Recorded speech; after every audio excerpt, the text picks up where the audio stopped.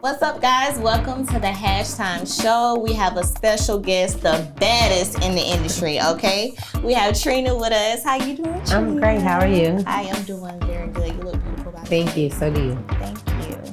So we're going to get right into it, guys. I mean, we're going to be as transparent as we're going to be. Hashtime is about going over mental health. It's about experiencing what's in the business, what's going on with money, what's going on in your personal life. It's everything in one, but honestly, Hashtime, you know how you say hashing it out. So Hashtime, that's where I get that from. Okay. So we're going to hash it out, but the right way. Okay. No drama, no, oh, let me expose this, let me do that. No. Okay. We're hashing it out. We're telling our truth the way we want to tell it. Nobody monitoring however we want to say it. That's what we're going to do. Okay. So Trina, just tell me a little bit about your upbringing. I know that your mom is Bahamian, right? Yes. So did she keep any of your traditions in the household? Like, was there anything that she kept that you learned from her from the Bahamian lifestyle? My mom is Bahamian. She grew up in Bahamas. My mom's mom is Bahamian. They all grew up in the Bahamas. I grew up in Miami, of course. I spent a lot of my childhood life in Bahamas. Okay. I went there frequently, like almost every day, because it's like 30 minutes from Miami. And it was one of those things that the Bahamian roots ran deeply through our household. Okay. My mom's aunts, all the people, her whole family from Bahamas that would come over, just like on holidays or weekends or just briefly. Yeah. They were very traditional, very strict on just being mannerable, just being respectable, just having a certain amount of grace, a certain amount of quality. And just being a child, sometimes it could be annoying, but when you get older, you kind of understand it. Right. So I took a lot from that, just growing up in that kind of household, learning, Okay. Now tell me, what was one of your favorite dishes, your favorite Bahamian dishes? My favorite Bahamian dish is breakfast is boiled fish and grits with a side of Johnny cake. If I can have that every morning, and realistically, I've learned how to make everything that's a Bahamian dish from my mom except boiled fish. So I had to learn it myself. But when I do, I incorporate everything that I learned from that I saw her do to make it that way. And it's the most traditional dish that I love from Bahamian. Okay, now I gotta try that. I've never had it. Boiled fish and grits. You have to try it. Okay. Look, you put how me you on start something. the morning off. You putting me on to something. I definitely gotta try it. Okay, so I know that you're in the industry. You rap, Baddest. We already know that. That's already a staple, okay? So tell me, was that always something that you wanted to do? Was rapping like your main thing since you were a kid? Was that something you saw yourself doing, or when did that come about? No, it wasn't. What did you initially want to do? Real estate. Okay. Okay. That was my first passion. It's always been like something I wanted to do. That was what I did before I did music. Okay. I started real estate before I did the record. And I recently just went back to it, just reinstated, got my license over again. Because throughout my whole career through music, I've always purchased real estate. It's something that I have been doing since I was like 21 years old. Okay. So that's a long time. Yeah. I love it. I just feel like, especially in Miami. I'm from Miami. I live in Miami. Real estate is one of the biggest forms of Miami. It's one of those things that For sure. I mean, back then when I bought my first home at 22 years old for $175,000. Well, we're gonna clap. And right now in Miami, you cannot find surface.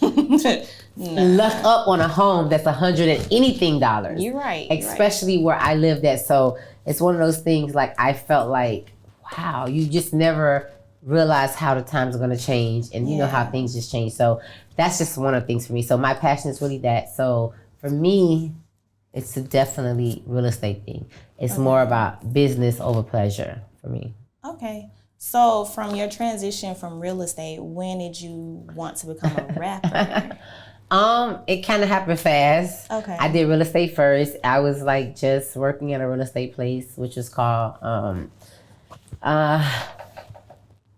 this real estate company I worked for, Homeland Realty, ERA. It was a great place. It was good. It was like my first starting kit, but I was new. I had just got my license. I was working as like I guess not an intern, but more like an assistant secretary kind of for the company. And because I didn't have any practice on the field, I had to work in office. Okay. And in office, you get to kind of like meet everybody. You kind of learn the ropes of what's happening on the field. For sure. And this particular one day, I had got this this call that I was able to like show a house because the person that I was under was already booked and not available. And I was able to show this house. I was so excited. I was like, yes, this is my house. So I got to show this house, and that was my first big gig, like entering it, and it kind of set the tone for me. Okay. It set the tone for me to really manifest and say, okay, God, I'm going to sell this house. I'm going to have my first space. I'm going to be in control. I'm the person that's in charge of it. And it was just a different tone for me, like how I started, because I didn't have the luxury or the access to like go out and show homes. I was new. I didn't know what's happening, you know? And just doing that, it was like, I went and showed this home.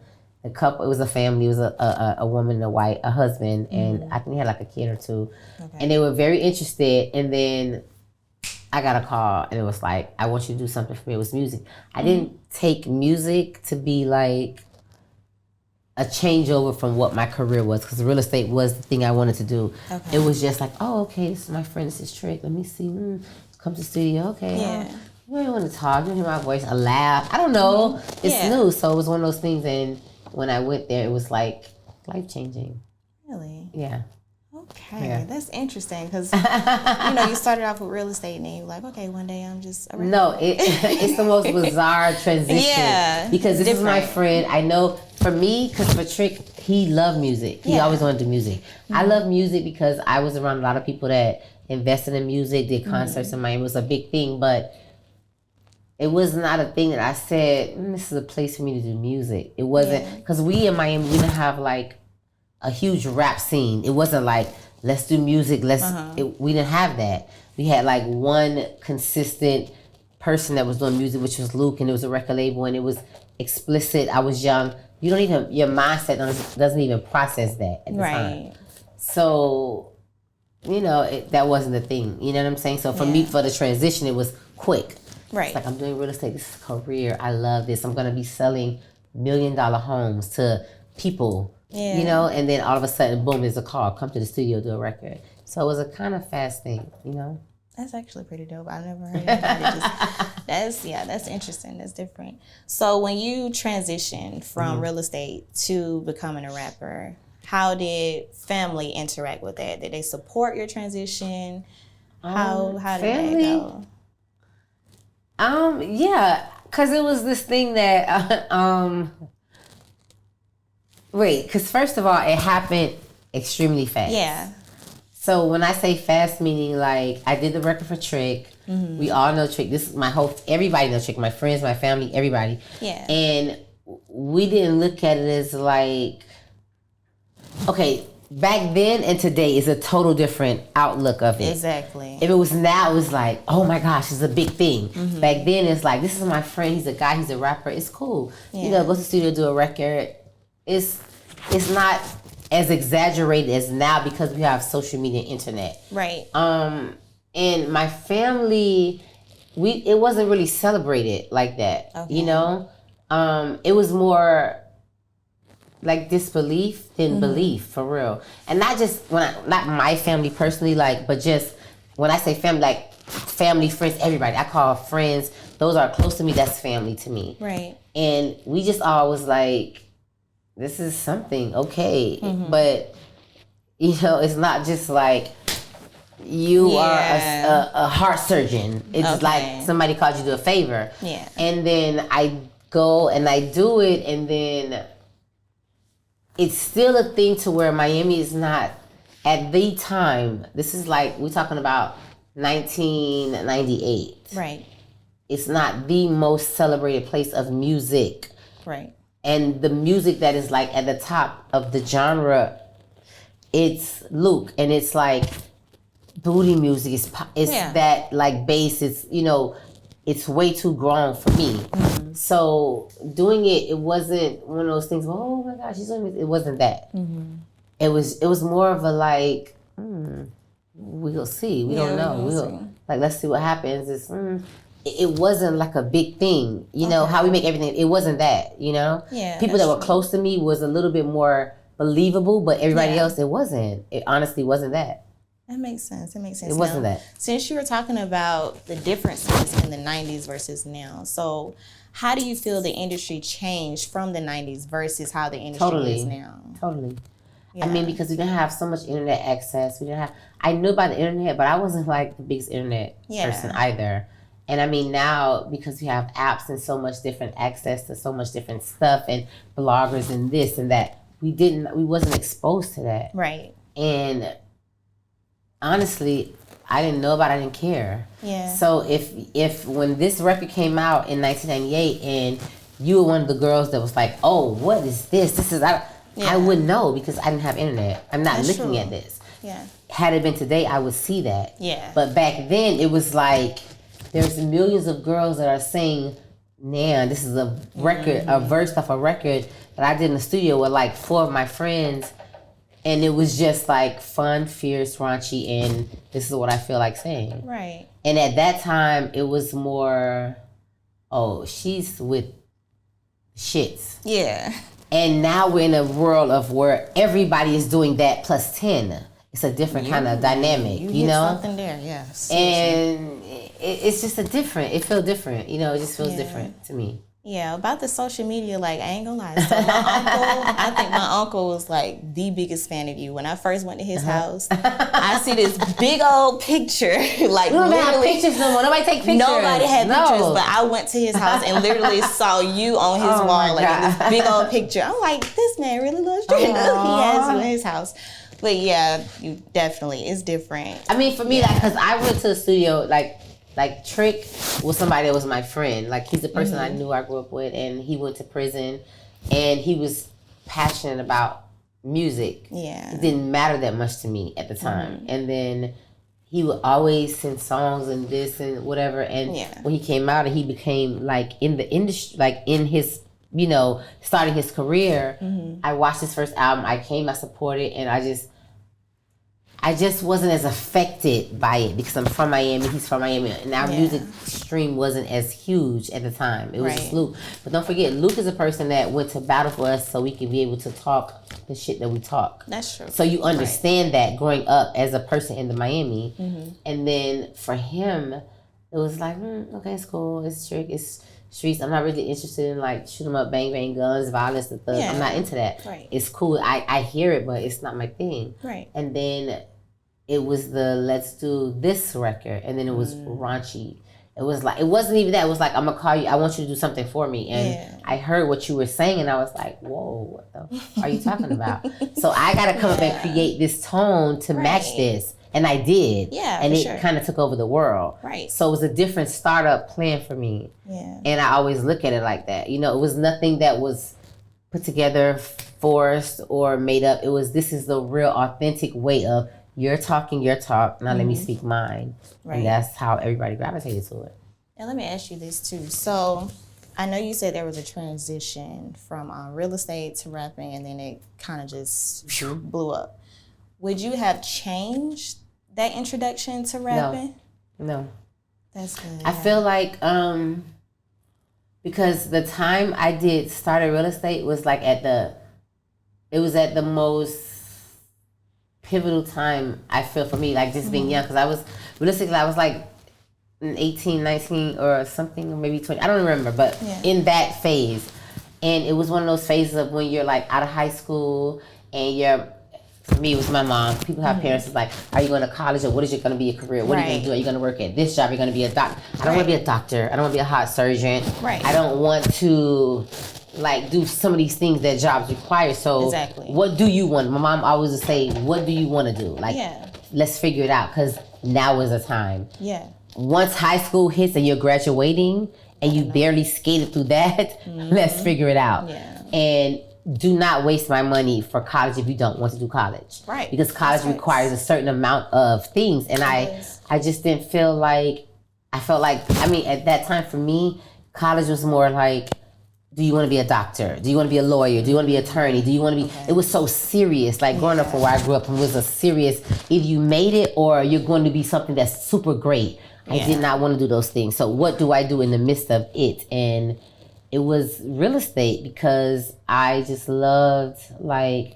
my friends and me sometimes we'll take the trips and we'll go to Palm Beach, which was like like what Donald Trump like has this whole Mar-a-Lago thing, and that was inspiring to us growing up, because it's like, wow, who lives in these big houses? How do they? What do they do for a living? How do you manifest to pay for such a house that's so big? Are you a doctor? Are you a heart surgeon? Like, what did your wife do? Like, do you have kids? Like, it was one of those things. So for me, I always just said, I'm gonna just sell houses to the rich people, and that was how I kind of foresee that. But how do you make that a realistic, like a realistic part of your life? You know, real estate was that thing, but. Yeah, it's a serious thing. Real estate, for those that want to do real estate, it's a great thing to do. It's not an easy thing to do. It's extremely focused, and I was like at a space where I felt like I am greater than I think I am. Exactly. Yeah. And I want to just make money. Yeah. I do not want to be sitting around slaving for somebody, working for minimum wage. I never saw that growing up. My family always had money. They had their own kind of money. So what is my own kind of money? You know, my mom have money, but I can ask her for money for how long? How do I? So real estate was it. I want to see myself. I live in Miami. There's South Beach. There's like the lifestyles of the rich and famous. You want to sell the homes. It's on Star Island, Hibiscus Island. Like this is what you want to do. And how do you do that? So I put myself in that element to do that. And when I decided to do real estate, it was one of those things, that's the only thing I thought about. Yeah. And I went in with a plan and emotion. Like, we didn't have like how we didn't have cell phones. Right. We had like these little pagers, you know, you could like beep somebody, 911, 143, whatever you want to say. And at this time I was like, I have to focus. I have to like, put everything that's a distraction. I decided to say, I'm going to do real estate because this is what I want to do. I went to school. I crammed it out for 1 week. I passed. Yeah. And the next week, I took my state exam. I passed. I was like, there's nothing I can't do. Thanks. But I wasn't in the best space. I was not like, oh, I'm just in this happy since I have this family with money. I want no. Yeah. Like I'm in my mom has money, my family has money. I live in a great space, but it's not my life and what I want to do. Right. So how do I change that? And that's how I changed it. I took myself out of the equation. I went into my own little like hibernation, and I did that, and that took away everything else I was thinking about. It's not necessarily my own success. It's something I can build on my own. It is. That's how I felt, and I did it, and then I got my license, and I got a job, a regular job, which was this real estate firm called ERA. ERA meant ERA Homeland Realty. So I worked there maybe like not even 3 weeks, and since I was a newcomer, so I was still like at the bottom of the totem pole. Right. So every job would come through, houses would come through. I would sit there, I was like, you know, you know. So one day, this girl, she had like these clients that was buying this house for Lauderdale, Riviera Beach, whatever, and it was like, yes, this is big. Like, have you ever like you know, like try to see the house on here, be like, oh wow. And so I was like, okay. And I wasn't capable of selling a house. Like, I didn't even know what, but I was so intrigued by her getting this opportunity. I was like paying attention, and I was able to get assigned to the assignment and go out with her to show the property, see the house, see the people that want to buy. I was like hands-on. So from that experience, it made me feel like I can really do this. I can really, really do this. That's amazing. And then after that, I got a call with Trick, and it was like, I want you to do a song. It was music. And that's how it just changed. Now, I know you mentioned entrepreneurship. So entrepreneurship is way big now. Like it seems like everybody wants to be an entrepreneur. Because of social media, it pushes it. So do you think that entrepreneurship was as heavy back then as it is now? No. Yeah. I feel like now it's like OD. Yeah. But I feel like it's a great place to be OD because it is an awakening to people that are gifted and talented, that can push themselves beyond the limits of doing things that they want to do and can do, but probably wouldn't know they can do because they're stuck in this little space of like figuring it out. I either have to work a 9 to 5, get a job, or find somebody to help me out, and that's not the realistic of the world. Yeah. I feel like it just has expanded a opening for us to like figure out, we can, if you have to work a job, fine. If you have to open a business, fine. How can we manifest it all together? Right. Because just because you open a business, how can you finance this business? How do you have money? So if I have my 9 to 5 or whatever my job is, I can work here, invest to my business, and I can grow. I'm not leaving my job, but I'm still building something else aside of my job. Right. So I feel like it has opened us up to that, but we have to be accountable to want to do that. That's true. You know what I mean? Yeah, we have to have it's there, it's present in our form, but if you're not willing to put in the work, it's just there, it's not happening. That's true. So you didn't start with social media. No. So how do you feel about social media now? Because it's everywhere. It's literally everywhere. You know what? It's a gift and a curse to me. Yeah. You know, I started a while back. I just never forget my friend Lala. She actually logged in and made up my social media accounts because I would not get on social media. Right. I didn't really understand it. But I feel like, coming from where I come from, the era, I come from an era where, like, now, if you're doing a concert or a show, whatever promotion, we had to, like, physically print the flyer, make the whole situation. A lot of legwork. We don't have to do that now. It's a different dynamic. So you have to respect that. I just feel like if you're a part of social media, use it to your advantage. Make the best of it. Use it as a tool to help you get into a better space that could benefit you. If not, it's just like you're watching everybody else do what they do and they love to progress in their life, and it's not really beneficial to you. Yeah.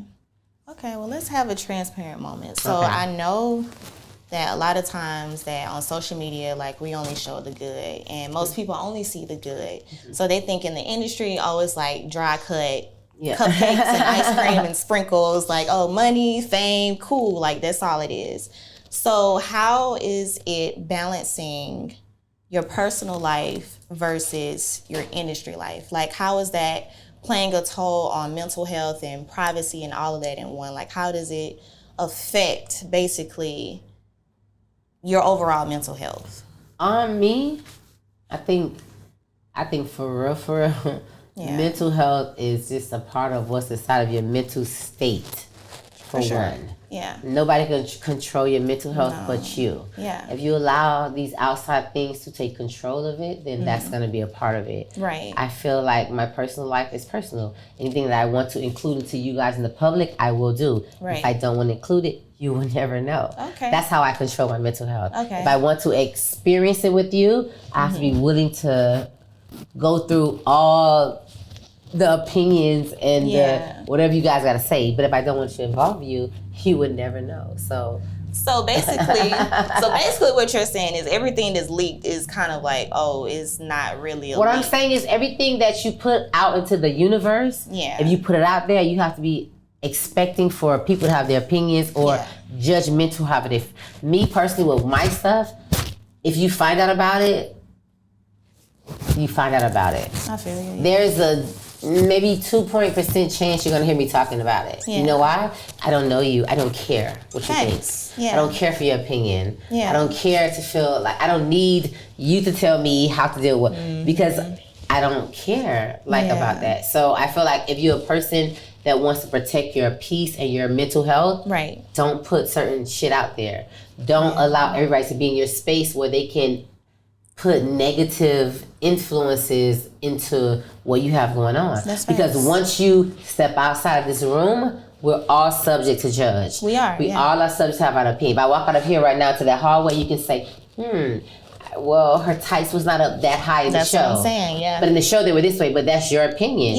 And you have the right to that, but that's just what it is. So for me, it is what it is. You see what you get. If I don't show you, you're not going to get it. I feel you on that. A lot of people aren't as strong-minded. I tell you, like, a lot of people... Wise well, we out here, there's a lot of lion and tigers and bears ready to eat us alive. It's so much out here. Wake up. Yes, we have to.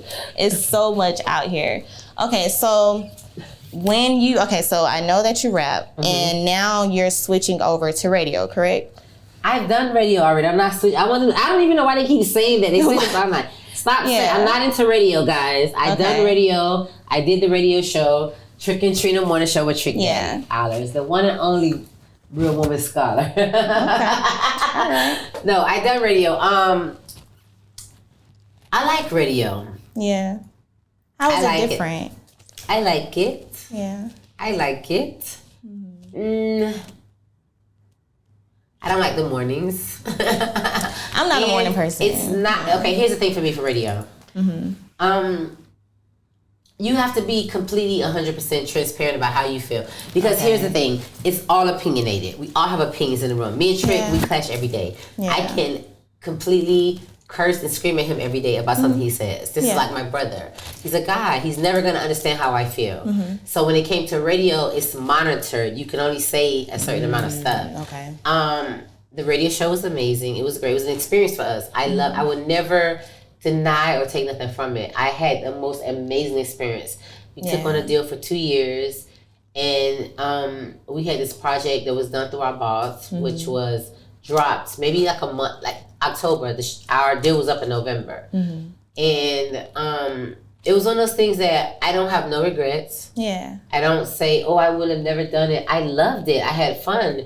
I feel like we kind of got shorthanded with our whole able to like produce because we fully went into the pandemic for 1 year. As soon as we started, we had our guests, we had people coming on, we was booming, and then pandemic hit and everything went dry. So for us, it was like kind of like fix and play makeup, whatever. It's a lot of control. It's a lot of like, you can't be your authentic self. That's the only thing I didn't like.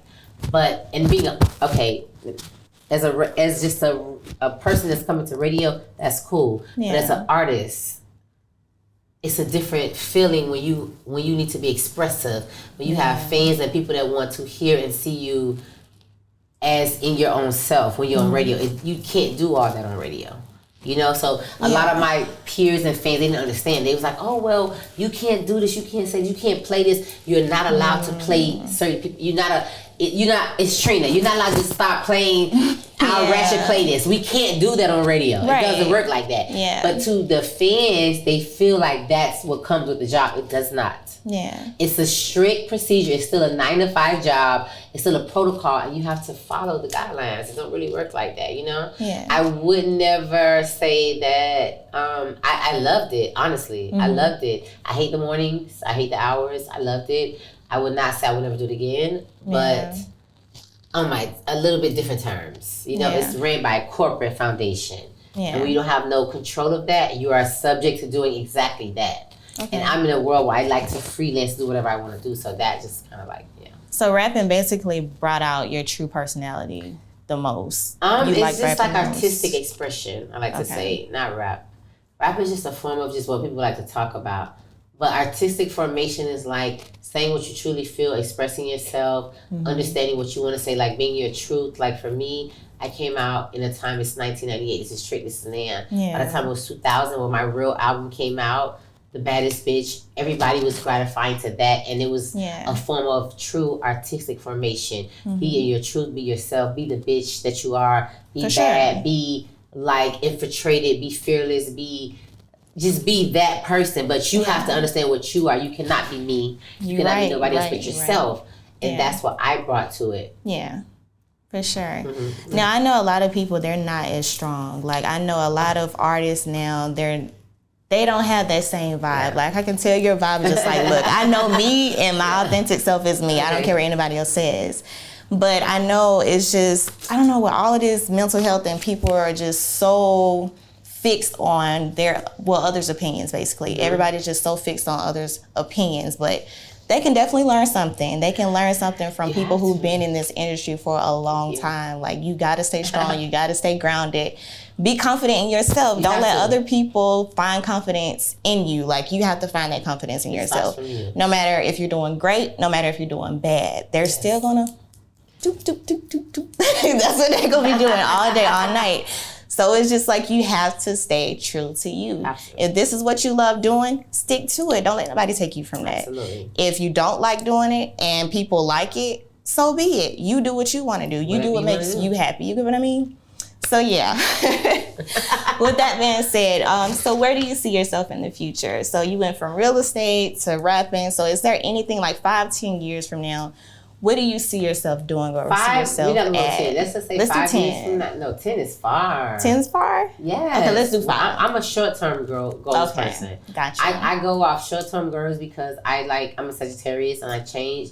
So in 5 years, I'm in the Bahamas Islands. Yeah. My feet is kicked up. The oceans is very mellow. I can the waves see are that. there. I can see I'm that. vibing. It's a big bomba class spin. You know the vibe? No, it's just a vibe. Like for me, I'm at a place where I can do whatever I want to do. Right. I entertain my fans because I love them. My rock stars. They keep me motivated. But I can just say, drop the mic, and I'm just like in a crib in the islands, just like chilling because that's what I love to do. I'm such a viber. You can't keep me like conforming to this earth that we live in. It's not my vibe, you know? So that's where you'll catch me. If you want to come to the islands like Nassau, Bahamas or something, and come see me. Other than that, like I don't know how to vibe with you. I feel you on that. She said what she said and left it at that. It is what it is. Catch her where her vibe is, okay? Don't catch her nowhere else. Catch her in her comfort space, okay? Comfort space. Don't try it. Don't catch her nowhere else. But we wrapping it up, guys. Thank y'all for watching our Hashtime show. And Trina, you can shout out your everybody knows your page. Hey guys, you already know who I am. No need for introduction. Exactly. We are live in the building. I'm just happy to be here. Make sure you guys tune in, check us out. And yeah, it's a big vibe. Make sure you guys catch up. Make sure y'all check out our YouTube channel, Hashtime Show, and our Instagram handle is @Hashtime Show. So watch everything that's going on in the future. Peace out, y'all.